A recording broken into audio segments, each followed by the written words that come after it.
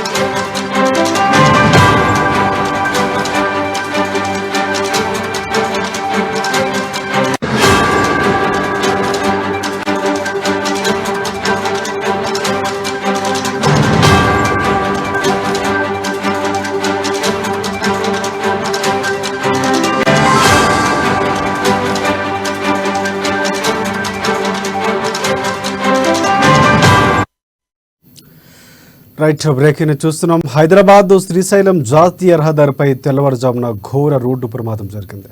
ఈ ప్రమాదంలో ముగ్గురు వ్యక్తులు అక్కడికక్కడే మృతి చెందారు. ఆమనగల మండలం వాసుదేవ్పూర్ గేటు సమీపంలో ఆర్టీసీ బస్సు కారు ఎదురెదురుగా వేగంగా ఢీకొనడంతో కారులో ఉన్న ముగ్గురు వ్యక్తులు అక్కడికక్కడే మృతి చెందారు. ఈ ప్రమాదంలో కారు నుజ్జునుచ్చైంది. సమాచారంతో ఘటనా స్థలానికి చేరుకున్న పోలీసులు జేసీబీ సహాయంతో కారులో ఇరుక్కుపోయిన ముగ్గురు మృతదేహాలు బయటికి తీశారు. దీనికి సంబంధించి పూర్తి అప్డేట్స్ అందించేందుకు మహబూబ్ నగర్ ప్రతినిధి ప్రదీప్ మనకి ఫోన్ లైన్లో సిద్ధంగా ఉన్నారు. ఎస్ ప్రదీప్, చెప్పండి, కారు ప్రమాదానికి గల కారణాలేంటి, పూర్తి అప్డేట్స్ ఏంటి? రాజశేఖర్, రంగారెడ్డి జిల్లా హైదరాబాద్ శ్రీశైలం జాతీయ రహదారిపై ఈ తెల్లవారుజామున ఘోర రోడ్డు ప్రమాదం జరిగింది. ఈ ప్రమాదంలో ముగ్గురు వ్యక్తులు అక్కడికక్కడే మృతి చెందారు. అయితే వీరు ఆమన్గల్ మండలం వాసుదేవ్పూర్ గేట్ సమీపంలో ఈ ఘోర రోడ్డు ప్రమాదం చోటు చేసుకుంది.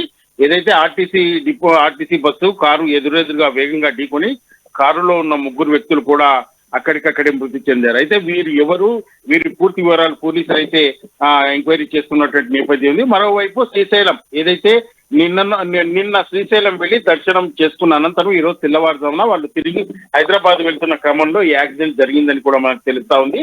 అయితే ఈ ముగ్గురు వివరాలు మాత్రం ఇప్పటికైతే మనకు తెలియలేదు. పోలీసులు కూడా ఆ దిశగా దర్యాప్తు చేస్తున్నారని చెప్పొచ్చు. అయితే ఈ తెల్లవారుజామున నిద్రమత్తులో అతివేగమే